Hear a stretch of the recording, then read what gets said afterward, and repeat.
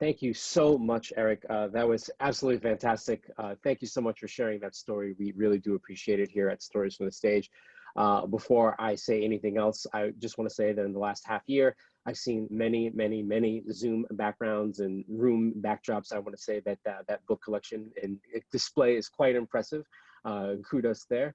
But more about your story. I mean, it was almost fairy tale-esque. You couldn't write that for a movie or anything like that. So I was really, really interested to hear that. And I want to ask, what lessons did you take away from becoming a politician, and especially an unexpected politician? Every vote counts. I won by 48 votes. Every vote counts. I think it's really important to listen, be curious, and not judgmental about people's concerns. And sometimes people, particularly in politics, come at you angry. And you have to understand where the anger is and get down to what the root cause is. So I think it's made me more patient, better listener. But truly, actually, I really appreciate, we're all human. We all have our problems. And if you can help people, you should help people. That's, an absolutely fantastic lesson. And yes, I think that's something that can be forgotten very quickly, especially as polarized as things are in America right now, is we see an R or a D after someone's name and we like think that that's everything about them. And, as I said before earlier in the program, there are some principles that I have that are concrete, will never be broken, in which, I take very seriously. But at the same time, it is very important to realize that everyone is a person first. They have walked thousands of miles in shoes that you don't know anything about. And before you judge, it's very helpful to hear their story. So, and you did that. I loved, that moment where you walk into the sort of cake judging party and, it's like you were meant to be a politician. You knew, you intuited that don't say anything, be complimentary, be respectful, and it served you well. And, and I can't imagine what that was like to be thrown into a race that you really didn't expect, and that to win it beyond that. So that is really, really fantastic.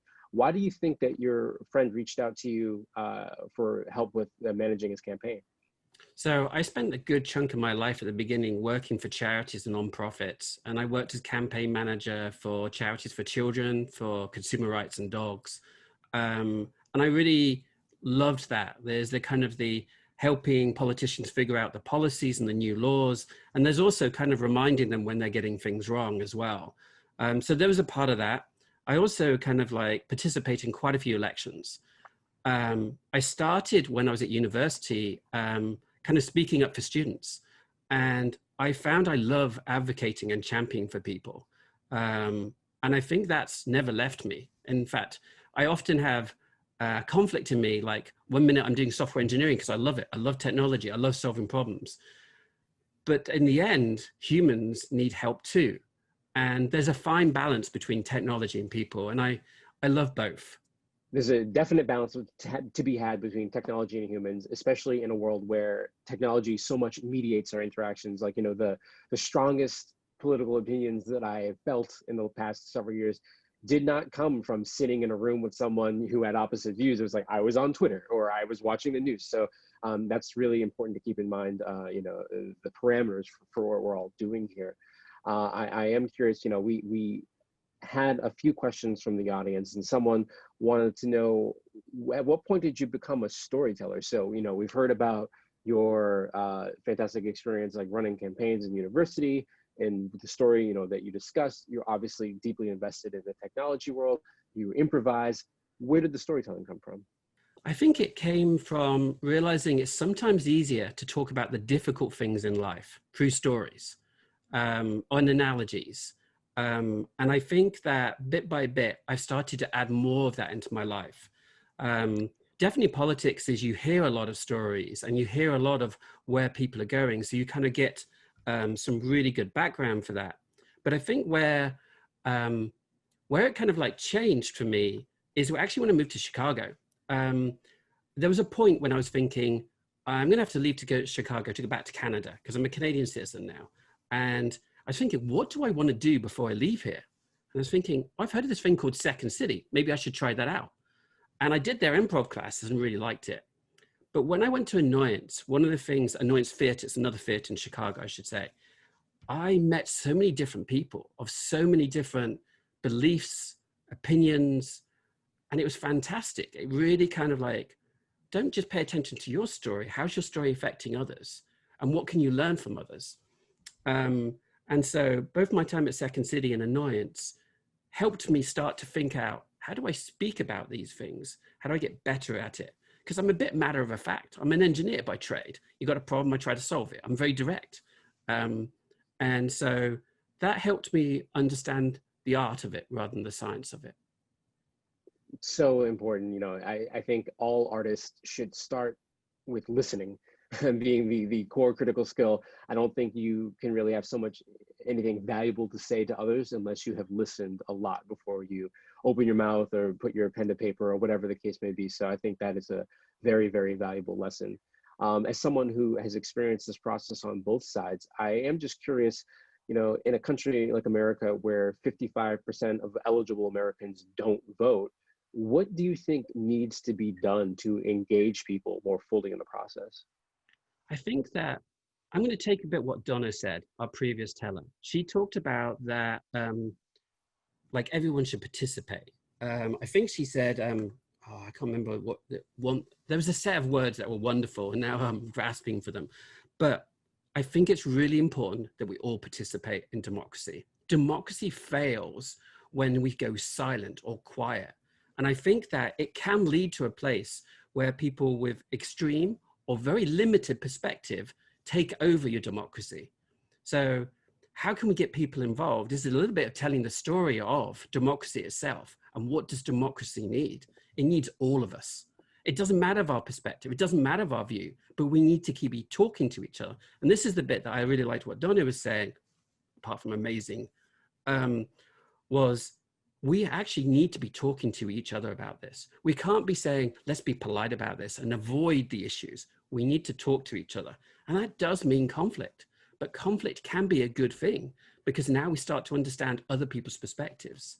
So in terms of like education helps, school teachers actually getting people participated in it, parents allowing their children to grow in their own perspectives. Like, I think there's a lot that we're all part of, but I think the more we talk about democracy, the stronger it will become.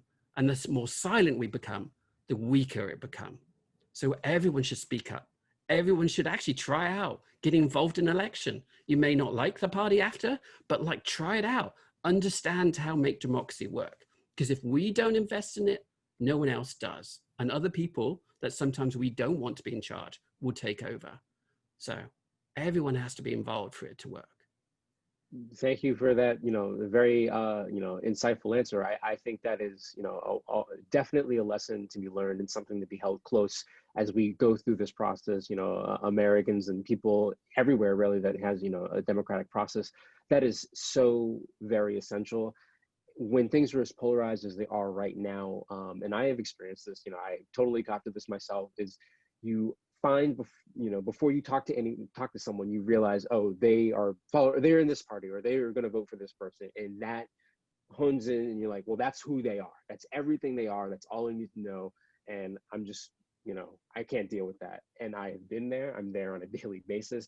And it really is a lot of work, I think, to realize that if you're there, the people on the other side are thinking the exact same thing about you. And you could, one way to respond to that will be like, all right, you stay over there, I'm going to stay over here and whatever. But I don't think that democracy benefits from that. Again, there are things I will never compromise on, but there's a lot more that I think people get stuck up on surface things. So I really do appreciate that answer. Thank you so much.